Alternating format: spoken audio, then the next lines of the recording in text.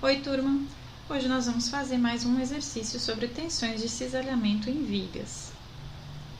Então, apenas relembrando alguns conceitos que nós vimos na aula anterior, a tensão de cisalhamento em vigas de seção transversal retangular pode ser determinada através da equação de Dmitry, que é dada por V é a força cortante na seção considerada, que multiplica o momento estático dividido pela base, que multiplica o momento de inércia. Então, hoje nós vamos resolver essa questão, onde tem um exercício bem semelhante ao que nós fizemos na aula, porém agora trata-se de uma viga vazada. Então, o exercício fala para nós considerarmos a seção indicada e diz que existe um esforço cortante de 40 toneladas forças na direção do eixo de simetria. Relembrando então, o que seria o eixo de simetria? Imaginamos que nós temos um eixo em X e um eixo em Y. O eixo X, nós quando fizemos a verificação do que tem acima dele e o que tem abaixo dele, nós não temos as mesmas figuras geométricas, portanto não existe simetria em relação ao eixo X. Quando nós posicionamos o eixo Y no meio dessa viga, nós podemos observar que o mesmo que tem de um lado também tem de outro. Então, essa viga ela é simétrica em relação ao eixo Y. Portanto, se existe um esforço cortante de 40 toneladas forças na direção do eixo de simetria, esse esforço cortante está posicionado desta forma. E aí, então, o exercício pede que nós determinamos o diagrama representativo das tensões de cisalhamento e também a tensão de cisalhamento máxima e a posição correspondente. Como que nós vamos fazer isso? Primeiramente, nós vamos dividir em áreas. Por quê? Porque é mais fácil nós calcularmos áreas menores de figura geométrica conhecida, como um retângulo, como um quadrado, do que calcular uma figura geométrica desconhecida. Teria muito mais trabalho para fazer o cálculo da viga inteira. Então, nós separamos por áreas conhecidas. E aí, nós precisamos posicionar o centro de gravidade da peça em relação aos meus eixos auxiliares X' e Y'.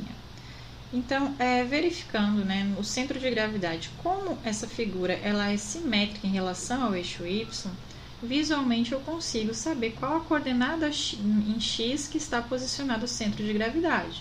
Ou seja, é bem aqui no meio, Então, a coordenada em X vai ser a metade de 80 mais 20, ou seja, em X, no ponto 60 centímetros, está localizado o meu centro de gravidade da peça. E aí eu preciso saber em Y, qual é a altura que está localizado o centro de gravidade da peça. E aí, então, eu preciso calcular a posição em Y. Como eu faço isso? Vou calcular separadamente, então, a área e a posição do centro de gravidade de cada área. Então, na área 1, nós podemos calcular a área fazendo, base vezes altura, que é 40, que multiplica 40. Então, a área 1 tem 1.600 centímetros quadrados de área. Onde fica o centro de gravidade da área 1? Por se tratar de uma figura geométrica totalmente simétrica, o centro de gravidade vai ficar bem no meio. Então, se ela tem 40 centímetros de altura, o centro de gravidade em Y vai estar localizado a 20 centímetros da base, Porém, em relação a X', eu tenho 20 mais 20 mais 20 mais 20, ou seja, 60 mais a metade de 40, que é igual a 80 centímetros. A minha área 2, eu estou considerando toda essa área fechada, como se, por exemplo, não houvesse um elemento vazado. Então, a área 2 é toda essa região. Quem é a área 2? 80 mais 20 mais 20, que é igual a 120, que multiplica 60. Então, a minha área 2 tem 7.200 centímetros quadrados. Qual a posição do centro de gravidade da área 2 em relação ao meu eixo auxiliar X'? A metade, Porque é uma figura geométrica totalmente simétrica, então o centro de gravidade vai estar bem no meio. Se ela tem 60 centímetros de altura, o centro de gravidade dela vai estar exatamente a 30 centímetros de altura. E aí eu calculo, então, a minha área 3, que vai ser só esse pedacinho vazado. Então, a minha área 3 tem 80, que multiplica 20, ou seja, 1.600 centímetros quadrados de área. E a posição do meu centro de gravidade também é bem no meio, por ser uma figura geométrica simétrica. Então, vai ser a metade de 20 mais 20, ou seja, está localizado a 30 centímetros aqui no eixo Y. Então, para eu encontrar o centro de gravidade da seção inteira, nós vamos chamar de YG, eu posso fazer o somatório da minha área, que multiplica a minha posição em Y, dividido pelo somatório das áreas. Então, eu fiz essa tabelinha aqui para facilitar a visualização. Vocês podem fazer também, né? Vocês colocam a área 1, colocam a posição em Y dessa área 1. A área multiplicada pela posição, eu vou ter esse valor. Então, eu somo todos esses valores e divido pelo somatório das áreas. Porém, nós temos uma situação agora em que existe uma área vazada nessa viga. Então, essa área vazada, ou seja, não existe concreto ali, não existe material ali, ela vai entrar com valor negativo, porque eu preciso reduzir esse pedaço. Eu considerei a minha área 2 inteira, agora eu vou reduzir a parte vazada. Então, fazendo, né, a aplicação desses valores nessa fórmula, eu vou ter a área 1 que multiplica a posição em Y1, mais a área 2 que multiplica a posição Y2, mais esse valor aqui da área 3 que multiplica a posição em Y da área 3. Porém, lembrando, né, esse valor entra como valor negativo, eu preciso reduzir esse valor da minha área considerada. Tudo isso dividido pelo somatório de áreas. Essa área mais essa área mais essa área. Lembrando novamente, essa área vai entrar com sinal negativo. E aí, então, eu obtenho a minha posição em Y relacionada ao centro de gravidade da peça. Por que eu só vou calcular em Y? Porque se ela é simétrica em relação ao eixo Y, eu consigo visualmente determinar qual é a posição em X do eixo de gravidade. Então, eu só calculo em Y. Se ela fosse simétrica em relação ao eixo X, eu conseguiria posicionar o meu centro de gravidade em relação a Y facilmente, porém, eu teria que fazer esse cálculo para descobrir a posição em X. Então, é basicamente isso. Qual é a informação que vocês têm para saber qual é a informação que falta para vocês calcularem. Aí eu vou posicionar, então, meu centro de gravidade, né, na peça. Ele está a 41,11 centímetros do meu eixo auxiliar X'. E, então, eu consigo verificar qual a distância do meu centro de gravidade da peça para o centro de gravidade de cada área que eu calculei isoladamente. Então, a minha área 1, meu centro de gravidade, né, estava a 20 mais 20 mais 20, 60, mais a metade de 40, estava a 80 centímetros de altura. O meu centro de gravidade da peça está a 41,11 centímetros. Então, 80 menos 41,11, existe uma distância deste centro de gravidade da peça para o centro de gravidade da área de 38,89 centímetros. Da mesma forma, eu consigo calcular a distância do centro de gravidade da peça para o centro de gravidade da área 2, que é o mesmo da área 3. Ou seja, este centro de gravidade da área 2 e da área 3 está a 30 centímetros, né? Então, eu pego meus 41,11 centímetros, que é a posição do meu centro de gravidade da peça, menos os 30 centímetros, que é a posição do centro de gravidade das áreas, e eu tenho a distância deste centro de gravidade para este centro de gravidade. Aqui eu posso considerar este valor negativo, porque está abaixo do meu eixo X. O meu eixo X agora ele está posicionado exatamente no meu centro de gravidade. Esse aqui é um eixo auxiliar para os cálculos. Depois eu preciso calcular, então, o momento de inércia em relação ao eixo X. Por quê? Porque o meu esforço cortante está no eixo Y. Então, eu vou calcular o momento de inércia para o eixo perpendicular ao esforço. Nesse caso, vai ser para o eixo X. Sabemos, então, que o momento de inércia de uma figura retangular, né, é dado pela base vezes a altura ao cubo, dividido por 12. Porém, a gente precisa considerar que é uma seção inteira, né? Então, nesse caso, a gente faz isso e adiciona essa parcela à área que multiplica a distância dos centros de gravidade, que nós calculamos agora, né, ao quadrado. Então, para a área 1, quem vai ser o meu momento de inércia? Minha base, que é 40, multiplicado pela minha altura ao cubo, que é 40, dividido por 12, mais a minha área, que é 40 vezes 40, que multiplica a distância do meu centro de gravidade da área para o centro de gravidade da peça inteira, que é 38,89, né? Ou seja, 80 menos 41,11 ao quadrado.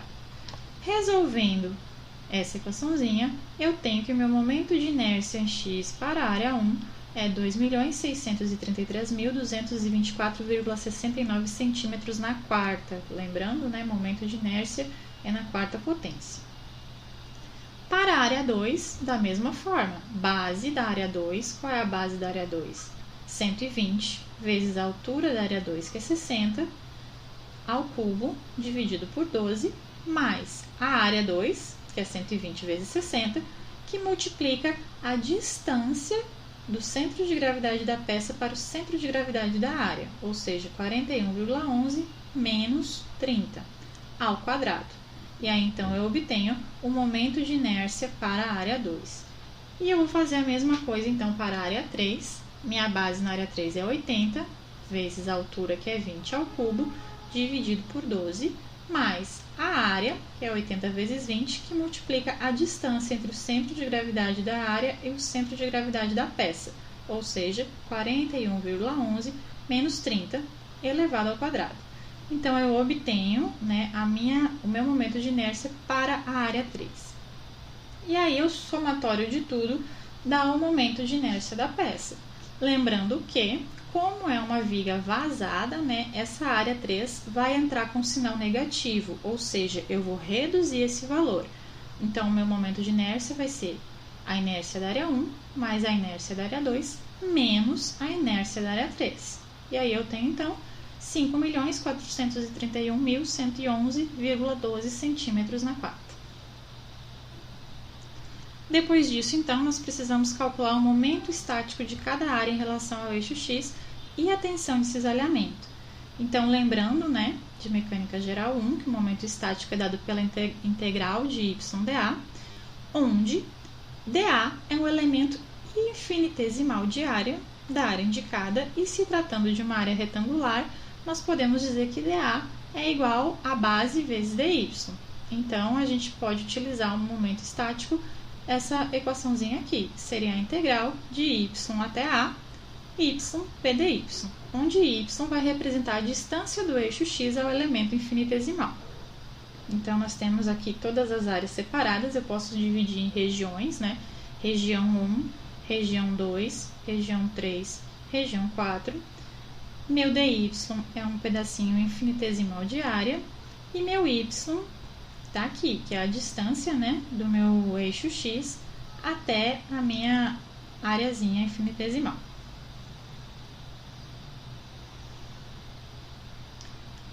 Para eu determinar a tensão de cisalhamento, é importante que eu atribua pontos para eu poder fazer o meu gráfico das tensões. Então, eu vou escolher os pontos na extremidade de cada figura geométrica, ou seja, ponto A e ponto B. Qual é a coordenada de A? Em relação ao eixo x e y, né? Em x, eu tenho que a minha coordenada de A é 20 centímetros. Em y, minha coordenada de A é 58,89. A mesma coisa, minha coordenada de B, coordenada de C, coordenada de D, de E e de F. É importante sempre que a gente calcule no centro de gravidade, ou seja, nesse caso, quando o y é igual a zero. Porém, aqui, como é muito próximo, né, o ponto D do ponto G, a probabilidade do valor da tensão aqui ser igual é bem grande. Então, nesse caso, talvez nem precisasse calcular no centro de gravidade, mas é importante que sempre se calcule nesse ponto.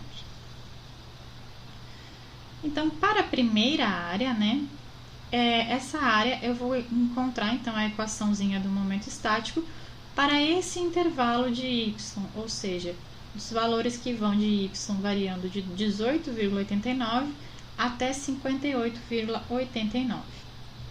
Então, quem é o meu momento estático nessa região 1, na seção 1? Vai ser a integral que vai de y até 58,89, que multiplica, né, de y da base de y. Quem é a minha base? 40. Resolvendo então a integral, né, 40 é uma constante, passa para fora da integral, e a integral de y dy acaba sendo y ao quadrado sobre 2 no intervalo que vai de y até 58,89.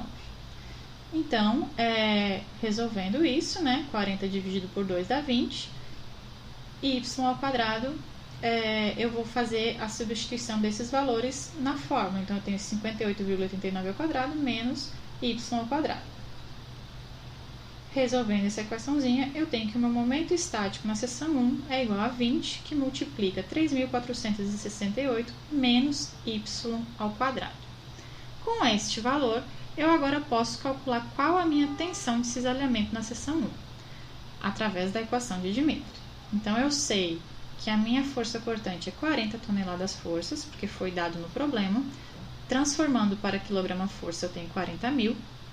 Meu momento de inércia é 5.431.111,12 centímetros na quarta, nós calculamos há pouco tempo, e meu momento estático na seção 1 é dado por essa equação. Substituindo esses valores na equação de Dmitry, eu vou ter 40.000, que é meu esforço cortante, que multiplica 20 vezes 3.468,03 menos y ao quadrado, que é o meu momento estático, dividido pela base, que é 40, multiplicado pelo momento de inércia. Resolvendo isso, eu vou ter uma equaçãozinha em função de y, que eu posso determinar a minha tensão de cisalhamento neste intervalo de 18,89 a 58,89 em qualquer ponto através dessa equação. Basta eu substituir o valor de y, no ponto que eu quero saber qual é a tensão de cisalhamento, aqui. Então, substituindo os valores de y, quando y é 58,89 centímetros, eu vou ter que a minha tensão no ponto A é igual a zero. Quando eu coloco meu valor de y em 18,89, que seria o meu ponto B, substituindo 18,89 no lugar de y aqui na equação, eu tenho que a minha tensão de cisalhamento no ponto B é igual a 11,45 kgf. Esses valores nós vamos colocar no diagrama de tensão de cisalhamento. Para a seção 2, eu vou trabalhar com o intervalo de menos 1,11 até 18,89 em relação ao eixo y. Quem vai ser meu momento estático na seção 2? É o meu momento estático na seção 1, quando meu y ele é igual a 18,89, ou seja, né, na mesma posição da seção 1, mais a integral de y até c bdy. Então, eu tenho a minha equação do momento estático 1, que eu acabei de calcular anteriormente, né? E eu vou substituir meu y por 18,89, então 20 vezes 3.468,03 menos 18,89 ao quadrado, que seria meu y, e eu tenho meu momento estático na seção 1, quando o y equivale a 18,89. E o meu momento estático na seção 2 vai ser este valor do momento estático 1, mais a integral que vai de y até 18,89, de y a base de y. Quem é a base? Na seção 2, a base é 120 centímetros. Então, eu tenho 62.223, que é o meu momento estático na seção 1, mais 120 y² sobre 2 no intervalo de y até 18,89. Resolvendo isso, eu tenho, vou destrinchando, né, resolvendo a equação, e aí eu chego que o meu momento estático na seção 2 é igual a 83.633,88 menos 60y. Só resolvendo essas equaçõezinhas, cheguei no meu momento estático na seção 2.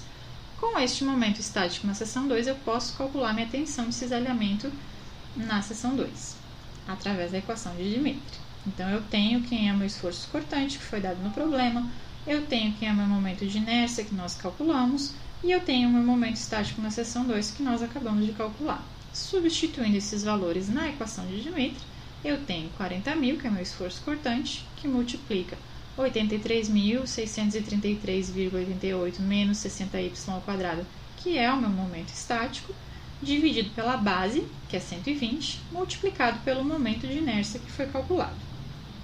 Então, eu obtenho essa equaçãozinha para a tensão na seção 2, que vai servir para descobrir o valor da tensão em qualquer ponto de y nesse intervalo, que vai de menos 1,11 até 18,89 centímetros. Então, substituindo os valores de y na equação, quando y for 18,89 centímetros, eu tenho que a minha tensão no ponto C é igual a 3,82 kgfm por centímetro quadrado. Quando y for igual a zero, que é onde está localizado o centro de gravidade da peça, eu tenho que a minha tensão no ponto G, que eu estou chamando de ponto G agora, vai ser igual a 5,13 kgfm por centímetro quadrado. E quando o meu y for menos 1,11 centímetros, no meu ponto D, eu tenho que a tensão de cisalhamento vai ser igual a 5,12 kgfm por centímetro quadrado. Observe que é basicamente, se for arredondar, né, 5,13 e 5,13, porque está muito próximo. Então, a tensão de cisalhamento nesses dois pontos está muito próxima do valor. Depois, na seção 3, vou fazer a mesma cálculo, né, agora no intervalo que vai variar de menos 21,11 até menos 1,11. Então, quem vai ser o meu momento estático na seção 3 vai ser o meu momento estático na seção 2, quando o y for 1,11, mais a integral de y até d de y bdy. Meu momento estático na seção 2, quando y for igual a menos 1,11, eu acabei de calcular qual era na equaçãozinha. Então, eu vou substituir menos 1,11 no lugar de y. Então, eu tenho 83.633,88 menos 60 vezes y ao quadrado. Este valor me dá o momento estático na seção 2 para y igual a menos 1,11. Na seção 3, então, eu tenho o meu momento estático na seção 2, mais a integral que vai de y até menos 1,11, y à base de y. Quem é a minha base? Eu tenho 20 mais 20. Então, a minha base, nesse caso, é 40. Resolvendo a integral, né? 40 é uma constante e vai para fora da integral. A integral de y dy fica y ao quadrado sobre 2 no intervalo que vai de y até menos 1,11. Então, eu substituo esses valores aqui e vou ter essa equação. Então, meu momento estático na seção 3 é igual a 83.584,59 menos 20y ao quadrado. Com esse valor, eu posso calcular minha tensão de cisalhamento na seção 3. Conheço os valores, né? Meu esforço cortante foi dado no problema, meu momento de inércia nós calculamos, e o momento estático na seção 3 também nós calculamos. Então, substituindo esses valores na equação de Dimitri, eu tenho que minha tensão na seção 3 é 40.000, que é meu esforço cortante, multiplicado pelo meu momento estático, que eu acabei de calcular, dividido pela base, que é 40, vezes o momento de inércia que nós calculamos lá no início. Então, eu vou ter a equação para a tensão de cisalhamento em qualquer ponto de y variando nesse intervalo, que vai de menos 21,11 até menos 1,11. Eu posso só substituir os valores aqui em y e eu tenho o valor da tensão de cisalhamento. Então, quando eu substituo o valor de y na equação, quando y é menos 1,11, eu tenho, né, no meu ponto D, que a minha tensão de cisalhamento é igual a 15,39 kgfm por centímetro ao quadrado. Quando eu substituo y por menos 21,11 centímetros, eu tenho que a minha tensão no ponto E é igual a 13,75 kg por centímetro quadrado. O mesmo agora eu vou fazer para a seção 4, né, que é a última partezinha da viga, que varia do intervalo de menos 41,11 até menos 21,11. Então, o momento estático nessa seção 4 vai ser o meu momento estático na seção 3, né, aquela equação que eu calculei. Quando o meu y for igual a menos 21,11, seria o ponto, né, que eles têm em comum uma seção entre a outra, mais a integral que vai de y até a coordenada no ponto E, que é menos 21,11, y bdy. Quem é a minha base agora? 80 mais 20 mais 20, ou seja, 120. Então, o meu momento estático na seção 3, eu calculei a equaçãozinha há pouco tempo, né? Então, eu vou substituir o meu y pelo valor de menos 21,11, que é esse ponto aqui. Substituindo o y aqui, né, na equação, eu vou ter o valor para o momento estático na seção 3 de 74.671,95 centímetros ao cubo. Então, meu momento estático na seção 4 é igual ao meu momento estático na seção 3, mais a integral que vai de y até menos 21,11 e y que multiplica a base, que é 120 dy. Resolvendo então, né, 120 é constante, vai para fora da integral. A integral de y dy fica y ao quadrado sobre 2 no intervalo de y até menos 21,11. Resolvendo então, substituindo os valores, né, eu tenho que o meu momento estático na seção 4 é igual a 101.409,87 menos 60y ao quadrado. Com o momento estático, eu consigo calcular a tensão de cisalhamento na seção. Então, eu tenho que a minha tensão na seção 4 é igual a minha força cortante, que é 40.000, que foi dado no problema, que multiplica meu momento estático, que eu acabei de calcular, dividido pela base, que é 120, multiplicado pelo momento de inércia, que eu calculei logo no começo. Então, eu obtenho a minha equaçãozinha para a tensão de cisalhamento na seção 4 em qualquer ponto, variando de menos 41,11 até menos 21,11. Então, substituindo os valores de y na equação, quando y é menos 21,11, eu tenho que a minha tensão de cisalhamento no ponto E vai ser igual a 4,58 kgf por centímetro quadrado. E quando o meu y é igual a menos 41,11, eu tenho que a minha tensão no ponto F é igual a zero. Agora, eu pego todos esses valores de tensão que eu encontrei e eu traço o meu diagrama das tensões de cisalhamento. Então, no ponto A, eu obtive a minha tensão de cisalhamento igual a zero. No ponto B, eu obtive a minha tensão de cisalhamento igual a 11,45 kgf por centímetro quadrado. Por isso que eu vou ligar de A direto lá em cima ao ponto B. No ponto C, eu obtive 3,82 kgf por centímetro quadrado. No meu ponto D e G, né, eu encontrei basicamente o mesmo valor de 5,13 kgf por centímetro quadrado. E aí, lembrando que cada ponto que é comum a duas regiões, né, nós calculamos ele para a região anterior e para a região posterior. Então, aqui no ponto D, considerando a equaçãozinha da região 3, eu obtive uma tensão de cisalhamento de 15,39. No ponto E, para a região 3, eu obtive uma tensão de cisalhamento de 13,75 kgf por centímetro quadrado. E em relação à região 4, 4,58 kgf por centímetro quadrado. E no ponto F, minha tensão foi igual a zero. Então, fazendo, né, essa ligação dos pontos, eu obtenho o meu diagrama das tensões de cisalhamento e eu posso verificar facilmente que a maior tensão de cisalhamento atuante é de 15,39 kgf por centímetro quadrado no eixo X, né? Quando a posição de X é igual a 60 e de Y igual a zero.